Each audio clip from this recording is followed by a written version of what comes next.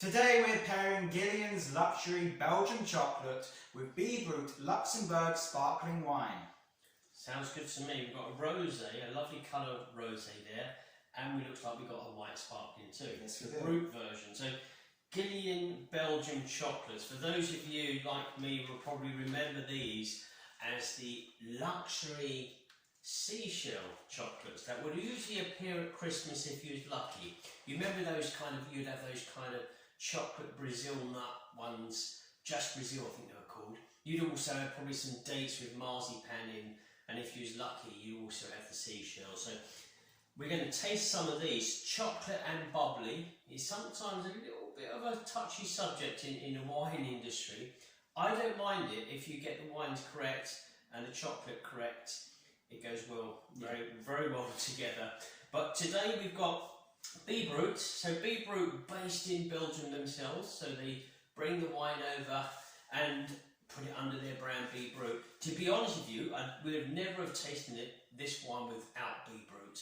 So good brand, and in fact the rosé has quite a kind of a history to it, especially a collection of awards. Last year, wasn't it last year? I think it was last year. It won the 50 Shades of Rosé kind of awards that we put together. So it's the best of the rosé sparkling wines. Top judges come to our place to judge, including the Master of Wine. So that done an incredible kind of feat for a kind of an unknown rosé sparkling wine.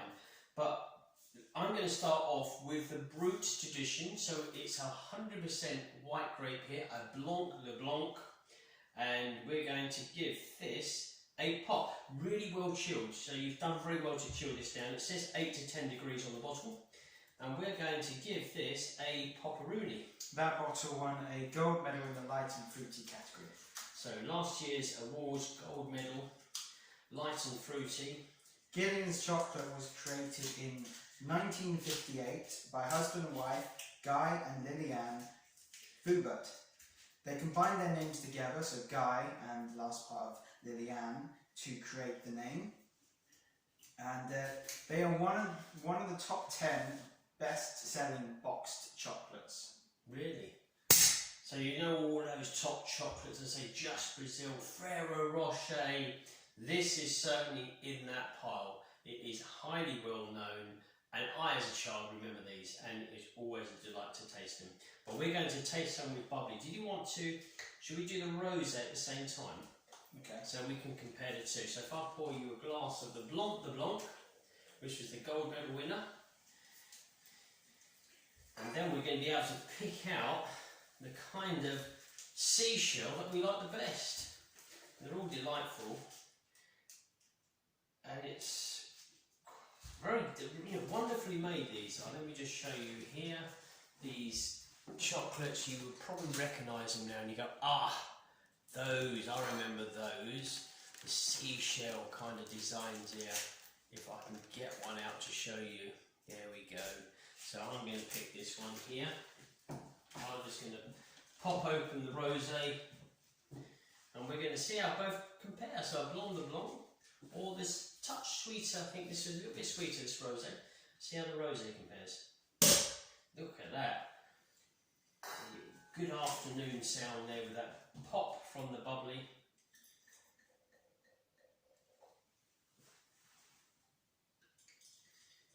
So Luxembourg bordering France, Germany, and I believe Belgium.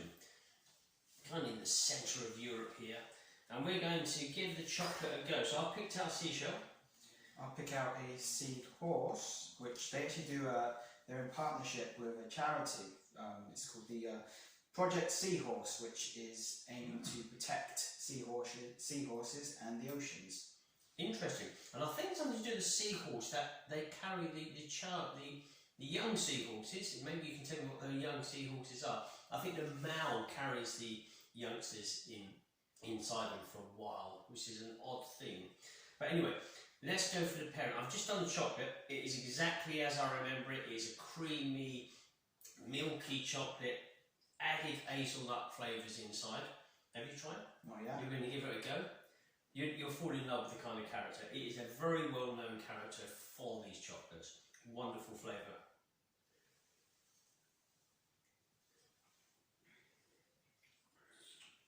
Let me just do the actual pairing.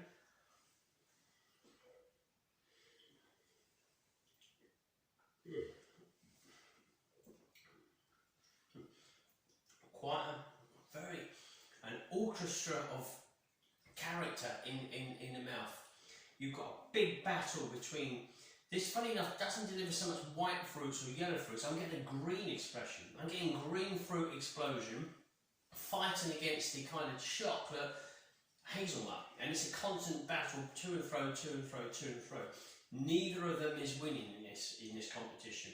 The palate is slightly cleansed, but the chocolate towards the mid-length and the length is carrying through. So we've said goodbye to the wine, and the chocolate is staying put in the palate.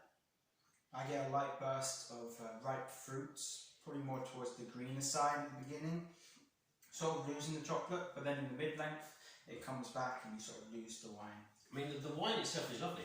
It's very fruity, very fresh, very young, floral driven, but as I say, it's got that green fruit in there. You've got like the kind of crust grape, you've got the gooseberry, you've got some kind of green apple flavours, but certainly nice soft, silky floral notes in there as well. Really nice wine, very refreshing style. Let's try the rosé. Let's actually do the rosé tasting. I noticed very fine bubbles in the glass. That's telling me that this wine is of good quality. Very fine bubbles in the glass. Oh my goodness. So here is a beautiful bouquet, a wonderful aroma of red fruits, of pink floral, red floral notes, candy sweets. It's really, an overload of a kind of pink red fruits on the nose, pink red petal flowers as well. Touching on jam. Jam, there's that jam sensation, very true. There's a jam compote sensation on there as well. It's very bold character on the nose. It's really getting your mouth watering, literally you wanting to taste this wine. I'm going to plonk a bit more of the bubbly in, just to see how the flavours react.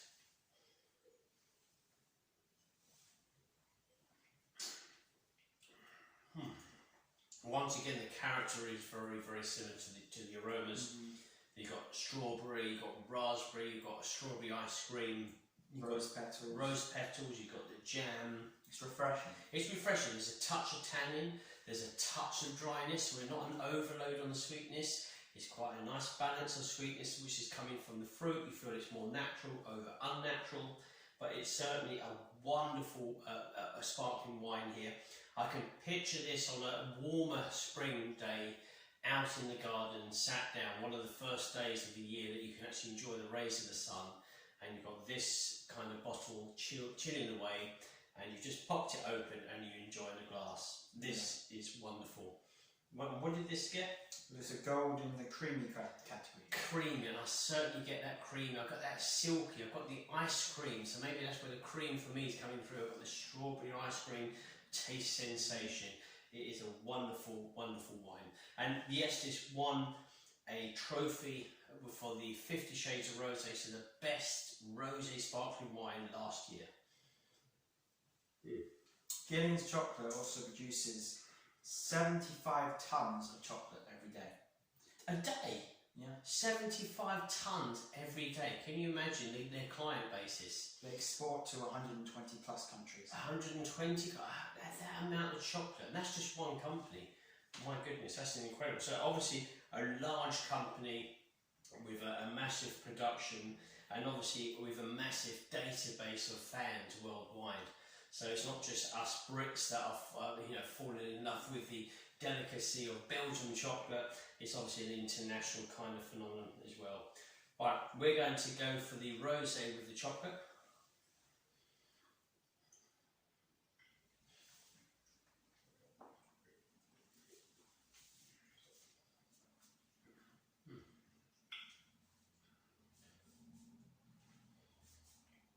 I'll tell you something, it's really good as well. Initially the rosé wine, but very quickly the chocolate comes back into play. Mid-length towards the close, you've got the wonderful creamy chocolate and hazelnut flavours.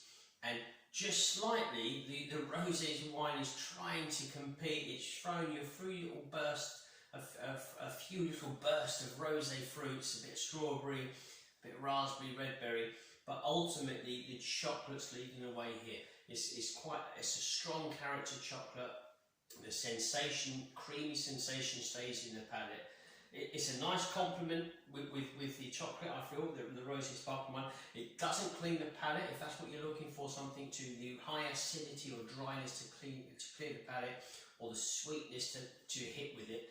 It's a nice balance. If you're prepared to enjoy the chocolate and the sparkling wine, parts of it, this is a nice combination.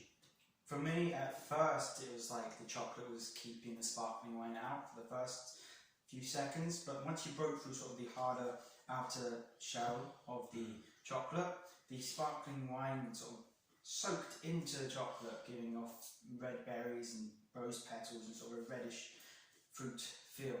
Combining with the chocolate flavours and the hazelnut, it was a really nice combination. And I think a lot of people don't, sometimes in the wine industry, dare I say, a lot of the professionals are not a fan on chocolate, especially chocolate and champagne. Though to a lot of people, both those things are highly romantic and it's a feel-good factor. If you say to somebody, you know, rose petals on the bed with a box of chocolates and there's some chilling away bubbly on the side, it's like, wow, that's ecstasy for some people, and I can well understand. So for me, it's a strong chocolate, it's very sweet, so it's very hard to deal with regards to bubbly. I feel that the B.Bruts didn't do too bad, to be honest with you. Personally, I would go with the Blanc de Blanc. I just felt that kind of green fruit touched the zestiness combated that chocolate, and I felt that the chocolate's intensity was a little bit too hard for the rosé.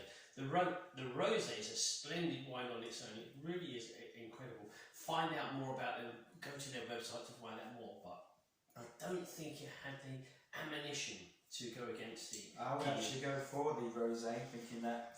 what can I say? You know, I'm just a trainee here, me. You would go for the rosé, really? Yeah, I thought at the mid-palate to the end, it was really complimentary. It performed better for you. Yeah. Well, this is good because we're not going to argue. I'm going to take the Blanc de Blanc. Oliver's going to take the trophy-winning kind of a rosé, and we're both going to be very happy. But yeah, very interesting story. You said about the seahorse as well, that they go, because they're very known probably for their seahorse with the collection of chocolates that they do. So I can understand that they do that, and you know, really impressed with the chocolates. But I've known them for a number of years as a youngster. I can always remember them being on the table, and it's nice to relive that memory today with B.Brut. So thank you for the suggestion, Oliver.